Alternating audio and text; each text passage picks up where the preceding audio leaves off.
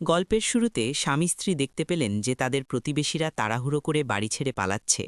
দুজনে যখন সাহায্য করতে এগিয়ে গেলেন তখন প্রতিবেশীরা তাদের দেখে ভয় পেয়ে গেল। বাইরে রাস্তায় সবাই প্রাণ বাঁচাতে দ্রুত দৌড়াতে শুরু করল। নিক কিছুই বুঝতে পারছিল না, তবু সে পরিবার নিয়ে সেখান থেকে বেরিয়ে যাওয়ার সিদ্ধান্ত নিল। কিন্তু রাস্তায় বেরিয়ে তারা দেখল সেই প্রতিবেশীরাই এখন ভীষণ দ্রুতগতিতে ফিরে আসছে। পরিস্থিতি আরও খারাপ হতে দেখে নিকের পরিবার উদ্বিগ্ন হয়ে উঠল। ট্রাফিকে আটকে পড়ার পর তারা জানতে পারল যে বাইরে যাওয়ার একমাত্র রাস্তা সেনাবাহিনী বন্ধ করে দিয়েছে।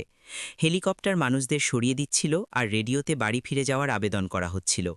ঠিক তখনই কিছু লোক গাড়ি ঘুরিয়ে নিতে লাগল। কিন্তু নিকের পরিবার অবাক হয়ে গেল। তারা জানত না যে শহরে একটি ভয়ঙ্কর ভাইরাস ছড়িয়ে পড়েছে, যার কারণে মানুষ একটি অত্যন্ত শক্তিশালী এবং হিংস্র জম্বিতে পরিণত হচ্ছে। নিক এই বিভ্রান্তিতে থাকার সময়ই হঠাৎ একটি পাথর তাদের গাড়ির বনেটের উপর এসে পড়ল। উপরের দিকে তাকাতেই দেখা গেল পাহাড় চূড়ায় ধুলো উঠছে। তখনই প্রচণ্ড শব্দের সাথে দুটো যুদ্ধবিমান হঠাৎ উপর থেকে গর্জন করতে করতে বেরিয়ে এলো এবং সরাসরি সেই ছোট্ট শহরের দিকে এগিয়ে গেল, যেখানে তারা আগে থাকত। এরই মধ্যে যখন সবাই কিছুই বুঝতে পারছিল না, তখনই বিমানগুলো হঠাৎ তাদের বাড়িঘরের উপর বোমা ফেলতে শুরু করল এবং পুরো শহরে বোমা বর্ষণ করে দিল। এই দৃশ্য দেখে সবাই আতঙ্কিত হয়ে গেল। যদি তারা এইমাত্র দেওয়া আবেদন মেনে বাড়ি ফিরে গিয়ে থাকত, তাহলে তাদের পরিণতি হতো শুধুই মৃত্যু। মুহূর্তের মধ্যে সেই শহরের উপর ঘন ধোঁয়া উঠতে লাগল। সেখানে আর কেউ জীবিত ছিল না। আর আরও ভয়ঙ্কর বিষয় হল, বিমান দুটো তাদের মিশন সম্পন্ন করার পর হঠাৎ দিক পরিবর্তন করে তাদেরই দিকে এগিয়ে আসছিল। এখন সবাই বুঝতে পারল যে সেনাবাহিনীর উদ্দেশ্য হল তাদের সবাইকে মেরে ফেলা। ঘাবড়িয়ে তারা কিছুই ভাবতে পারছিল না, আর সেখানে থেকে থাকারও সাহস ছিল না। তাই সবাই ভয়ে লুকাতে ছুটল। ক্লেয়ার পাহাড়ে একটি ওয়াটার টাওয়ার দেখল। তার মাথায় একটি আইডিয়া এলো এবং সে পরিবার নিয়ে পাহাড়ের দিকে দৌড়াল। ঠিক তখনই বিমান আবার বোমা ফেলল। যেখানে তারা দাঁড়িয়েছিল সেখানটা ঝলসে উঠল এবং তাদের মেয়ে বিস্ফোরণের ধাক্কায় পড়ে গেল। সেনাবাহিনীর নির্দয়তা দেখে তারা সেখানে আর থাকার সাহস পেল না এবং প্রাণ বাঁচাতে পাহাড়ের স্কুলের দিকে দৌড়াল। সেখানে একটি পুরনো বাংকার ছিল। তারা জানত না এটি বিস্ফোরণ সামলাতে পারবে কিনা, কিন্তু এটাই ছিল শেষ ভরসা। বিমান কাছে আসতেই নিক শিকল ভেঙে সবার আগে ভেতরে ঢুকে গেল। যেই দরজা বন্ধ হতে যাচ্ছিল, ঠিক সেই শেষ মুহূর্তে উপর থেকে প্রচণ্ড বিস্ফোরণের শব্দ ভেসে এলো। নিকের পরিবার তখনও জানত না সরকার কেন তাদের সাথে এমন করছে।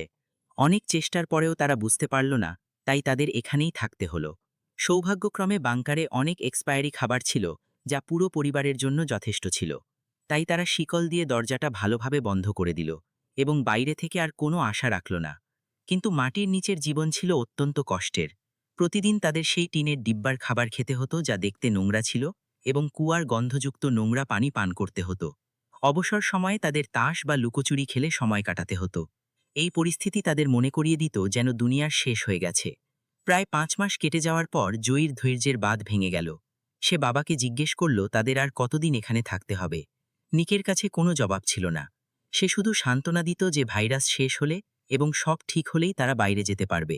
কিন্তু এই অপেক্ষা 300 দিনেরও বেশি চলল। জয়ী কয়েকবার ভেন্টিলেশনের ছিদ্র দিয়ে বাইরে উঁকি মেরে দেখল, কিন্তু প্রতিবারই সেই একই ধ্বংসলীলা দেখা যেত। পোড়া বাড়ি আর শুকনো ডালপালা, জীবনের কোথাও কোনো চিহ্ন ছিল না। তবুও জয়ী আশা ছাড়েনি। মা বাবা ঘুমিয়ে পড়লেই সে চুপচাপ সিঁড়ি বেয়ে উঠে জোরে শিকল টানতে থাকত, যাতে হ্যাচ খুলে বাইরে বেরিয়ে যেতে পারে।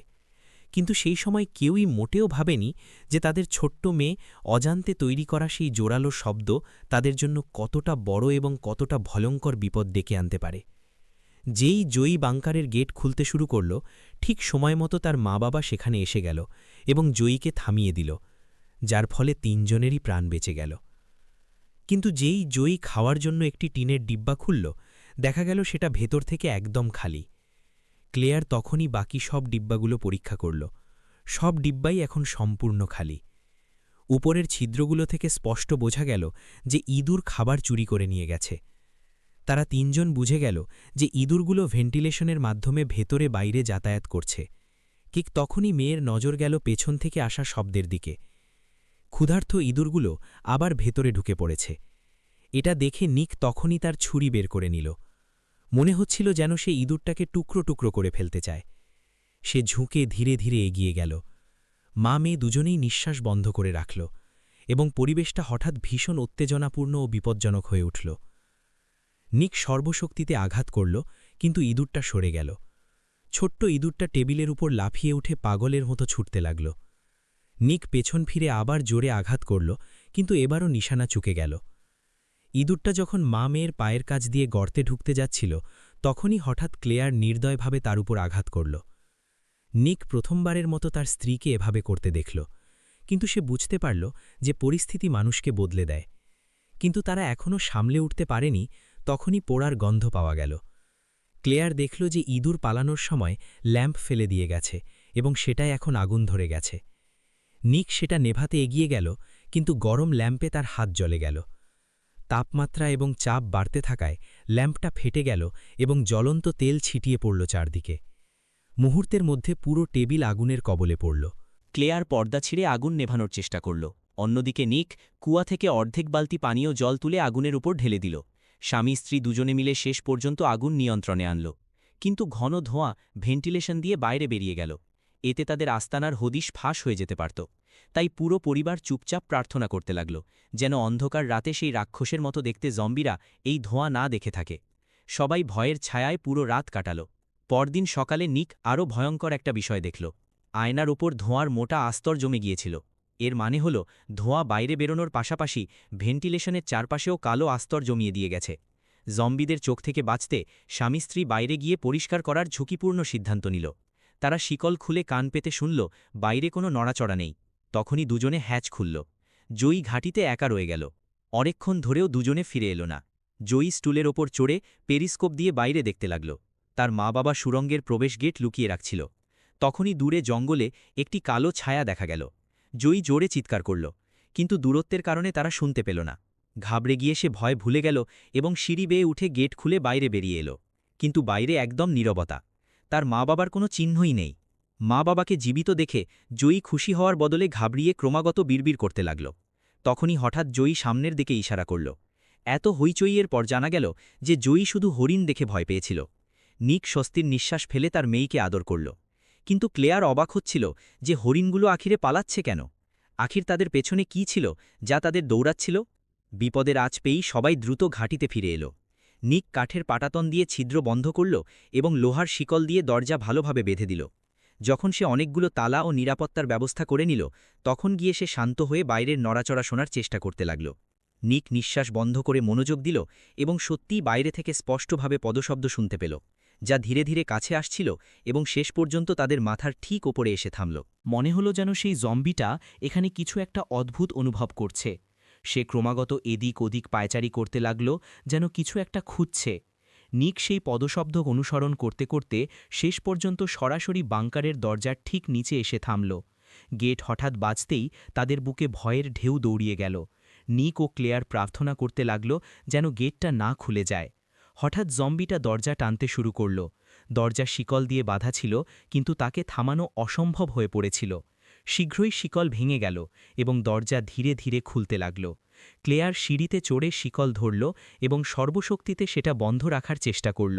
নিকও শেষ মুহূর্তে পানির পাইপ ভেঙে দিল যাতে দরজা আটকে রাখতে পারে।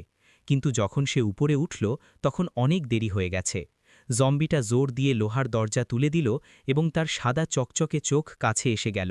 নিক লোহার পাইপ দিয়ে তার মুখে জোরালো আঘাত করল। জম্বিটা এই আচমকা হামলার প্রত্যাশা করেনি। ব্যথায় সে পিছিয়ে গেল। নিক তখনই লোহার পাইপ দিয়ে দরজা আটকে দিল। পদশব্দ দূরে সরে যেতে শুনে তখন গিয়ে সে স্বস্তির নিঃশ্বাস ফেলল। কিন্তু তারা সবাই জানত যে এই বাংকারের হদজ পাওয়ার পর আরও জম্বি এখানে আসবে।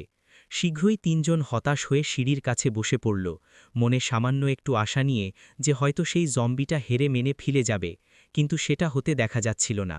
প্রায় ২০ মিনিট পরে স্টোর রুমের আলমারি জোরে জোরে কাঁপতে লাগল। উপর থেকে ভারী পদশব্দের অগণিত আওয়াজ আসতে লাগল এবং শেষ পর্যন্ত জম্বিদের একটা বিশাল ঝাঁক সেখানে পৌঁছে গেল। এর ঠিক পরেই তারা সবাই আবার সুড়ঙ্গের প্রবেশ গেটে জড়ো হল এবং সেই মজবুত লোহার দরজায় হামলা শুরু করল। যেই লোহার দরজা ভেঙে পড়ল, অন্ধকার সুড়ঙ্গের গেটে অগণিত চকচকে চোখ জ্বলতে লাগল। ভয়ে নিক তার স্ত্রী ও মেয়েকে নিয়ে স্টোর রুমে গিয়ে লুকিয়ে পড়ল। জম্বিদের থামাতে সে পর্দায় আগুন লাগিয়ে দিল এবং দুজনে আলমারি দিয়ে দরজা বন্ধ করে দিল। কিন্তু তারা তাদের বেশিক্ষণ আটকে রাখতে পারত না। এখন পিছিয়ে যাওয়ার কোনো পথ ছিল না। তখনই তারা দেখল যে ভেন্টিলেশন শ্যাফটটা উপর পর্যন্ত চলে গেছে। নিক টেবিলের উপর উঠে গেল এবং লাঠি দিয়ে উপরে লাগানো কাঠের পাটাতন ভেঙে খুলে ফেলল। তারপর সে তার স্ত্রীকে তুলে উপরে চড়িয়ে দিল। সৌভাগ্যক্রমে জন জম্বি প্রবেশ গেট দিয়ে বাংকারের ভেতরে ঢুকে গিয়েছিল। এখন উপরে কেউ ছিল না। এটাই পালানোর সবচেয়ে ভালো সুযোগ ছিল। এরপর সে ফিরে তার মেয়েকেও বাইরে বের করে দিল।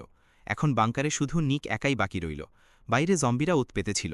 না থেমে সে ভেন্টিলেশন শ্যাফট দিয়ে বেরোনোর চেষ্টা করল, কিন্তু ছিদ্র ছোট হওয়ার কারণে তার কাঁধ আটকে গেল এবং সে বাইরে বেরোতে পারল না।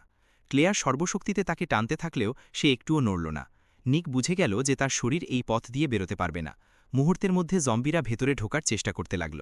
তখনই নিক না চাইতেও দাঁত কামড়িয়ে নিজের হাত ভেঙে ফেলল। ক্লেয়ার এটা দেখে একটুও দেরি করল না। সর্বশক্তি লাগিয়ে সে নিককে বাইরে টেনে বের করল এবং ছোট্ট মেয়েটাও তাড়াতাড়ি এগিয়ে এসে সাহায্য করল। যেই নিক বাংকার থেকে বেরোতে যাচ্ছিল, একটি জম্বি শেষ পর্যন্ত আগুনের দেয়াল পেরিয়ে এক ধাপ এগিয়ে নিকের পা খামচে ধরল। বাঁচার কোনো আশা না দেখে নিক শেষ মুহূর্তে তার স্ত্রী ও মেয়েকে দ্রুত পালাতে বলল এবং তারপর তাকে নির্দয়ভাবে নিচে টেনে নামিয়ে নেওয়া হলো। ক্লেয়ার কাঁদতে কাঁদতে বাংকারের দিকে ঝুঁকল। নিচ থেকে ভয়ঙ্কর লড়াইয়ের শব্দ আসছিল এবং তারপর তার স্বামীর যন্ত্রণা ভরা চিৎকারও ভেসে এলো। সে বুঝে গেল যে নিকের সাথে কিছু ভয়ানক ঘটে গেছে। এখন সে দুঃখে কাঁদতেও পারছিল না। সে শুধু মেয়েকে নিয়ে তৎক্ষণাৎ সেখান থেকে দূরে দৌড়িয়ে গেল। কিন্তু পালাতে গিয়ে তার কাছে কিছু অদ্ভুত লাগল, কারণ যেখানে আগে কখনো হাইওয়ে ছিল সেখানে এখন শুধু আবর্জনার স্তূপ আর উঁচু দেয়ালই বাকি ছিল। মা মেয়ের পালানোর কোনো পথই ছিল না। তখনই আকাশে উড়তে থাকা হেলিকপ্টারের সার্চলাইট তাদের উপর পড়ল এবং তারা ভয়ানকভাবে ফেসে গেল। ক্লেয়ার তার বাচ্চাকে নিয়ে আবার অন্ধকারে লুকাতে চাইছিল, কিন্তু হঠাৎ একটি বড় জাল উড়ে এসে দুজনকে জড়িয়ে ফেলল। এরই মধ্যে চকচকে চোখওয়ালা কিছু কালো ছায়া ধীরে ধীরে কাছে আসতে লাগল। তখনই দুজনের বোঝা গেল যে এই লোকগুলো জম্বি নয়, বরং এরা পুরোপুরি সশস্ত্র সৈন্যদের একটি দল। কিন্তু তারা যেই হোক না কেন, তারা দুজনকে ছাড়বে না। ক্লেয়ার তাদের কাছে তার বাচ্চাকে ছেড়ে দেবার আকুতি জানাল, কিন্তু সৈন্যরা একটুও নমনীয়তা দেখাল না। তারা একটি বড় যন্ত্র বের করে দুজনের গলায় ঢুকিয়ে দিল। যেই কালো রক্ত কন্টেনারে ভরে গেল, তখনই জানা গেল যে দুজন ভাইরাস দ্বারা সংক্রমিত এবং সৈন্যরা তাদের মারতে বন্দুক তাক করল। আসলে শুরু থেকেই শহরের মানুষরা ভাইরাস দ্বারা সংক্রমিত হয়ে পড়েছিল। এই ভাইরাস ছিল বর্ণহীন ও গন্ধহীন এবং বাতাসের মাধ্যমে ছড়াচ্ছিল। তাই অনেকে সংক্রমিত হয়ে গেল, কিন্তু তারা নিজেরাও জানতে পারল না। শুধু নিকের পরিবার প্রাণ বাঁচিয়ে বাংকারে লুকিয়েছিল, কিন্তু তারা বাইরে বেরোতেই সৈন্যদের সবচেয়ে বেদনাদায়ক পদ্ধতি অবলম্বন করতে হল।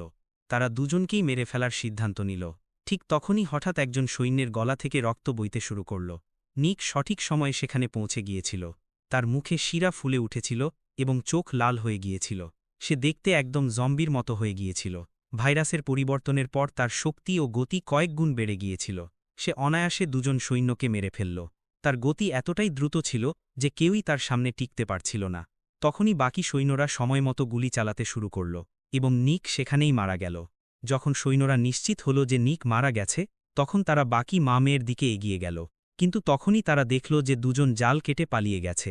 টিম লিডার আদেশ দিল যে দ্রুত দুই সংক্রমিতকে ধরো। জয়ী একটি পুরনো গাড়িতে লুকিয়েছিল। সারা পেয়েই সে নিচে লুকিয়ে পড়ল। তখনই ক্লেয়ার দ্রুতগতিতে পাল্টা আক্রমণ করল এবং নিকের মতোই বেশ কয়েকজন সৈন্যকে শেষ করে দিল। কিন্তু সে যতই শক্তিশালী হোক, গুলির সামনে সে টিকতে পারল না এবং শেষমেশ বনেটের উপরে পড়ে গেল। গাড়িতে লুকিয়ে থাকা জয়ী এসব দেখে ফেলল এবং কাঁদতে কাঁদতে হঠাৎ তার শরীরেও পরিবর্তন শুরু হল। যখন একজন সৈন্য ক্লেয়ারকে মারতে এগিয়ে গেল, জয়ী তাকে মাটিতে ফেলে মুষ্টিঘাত করতে শুরু করল। লোকটা মরতেই চলেছিল। ঠিক তখনই আহত ক্লেয়ার তাকে থামিয়ে দিল। সে চাইছিল না তার মেয়ের হাত রক্তে রঞ্জিত হোক বা সে খুনি হয়ে যাক। কিন্তু তখনই হঠাৎ সেই সৈন্য ক্লেয়ারের উপরেই হামলা করে বসল। সৌভাগ্যক্রমে জয়ী আবার তার স্বাভাবিক রূপে ফিরে আসল। কিন্তু সেই সৈন্যটা এতটা ভাগ্যবান ছিল না। তার সুরক্ষা শিল্ড ভেঙে যাওয়ার পর সেও অজান্তে ভাইরাস দ্বারা সংক্রমিত হয়ে গেল। এখন তার পরিণতিও বাকি সবার মতোই হতে চলেছিল। যত তাড়াতাড়ি তাদের খুঁজতে বেরোনো হেলিকপ্টার কাছে আসতে লাগল, ক্লেয়ার বাধ্য হয়ে মেয়েকে নিয়ে পালাতে লাগল। আবর্জনার স্তূপ পেরিয়ে তারা একটি গোপন বাংকার দেখতে পেল। বাঁচতে হলে দুজন ভেতরে গভীরে এগিয়ে গেল। চারদিকে ঘন অন্ধকার এবং শুধু লাইটারের একটুখানি আলোই ভরসা। তখনই হঠাৎ ক্লেয়ার তীব্র আলো দেখতে পেল এবং তারা তাদের প্রতিবেশীর ছেলে মার্কোর দেখা পেল।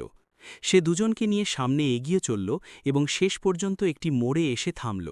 মার্কো ম্যানহোলের ঢাকনা তুলতে লাগলে ক্লেয়ার বুঝতে পারল না সে আসলে কি করছে। পরের মুহূর্তেই বেশ কিছু চেনা মুখ তাদের সামনে এসে দাঁড়াল। আসলে এখানে আরও অনেক বেঁচে যাওয়া মানুষ লুকিয়েছিল। বেঁচে থাকতে হলে এই মানুষগুলোকে ইঁদুরের মতো অন্ধকারে বাস করতে হচ্ছিল। তখনই ক্লেয়ার একটুও সময় নষ্ট না করে বাংকারের গেট বন্ধ করে দিল এবং চিকিৎসা পাওয়া পর্যন্ত সেখানেই লুকিয়ে রইল। এইভাবেই শেষ হয় এই ভয়ঙ্কর গল্প, যেখানে ভাইরাস শুধু মানুষকেই বদলে দেয়নি, বদলে দিয়েছে পুরো পৃথিবীকে। নিক নিজের জীবন দিয়ে পরিবারকে বাঁচালেও শেষ পর্যন্ত কেউই এই ভাইরাস থেকে সত্যিকারের মুক্তি পায়নি। আর এখন বেঁচে থাকা মানুষগুলোকে বাঁচতে হলে অন্ধকারের মধ্যেই লুকিয়ে থাকতে হবে, যতদিন না এই দুঃস্বপ্নের কোনো শেষ পাওয়া যায়।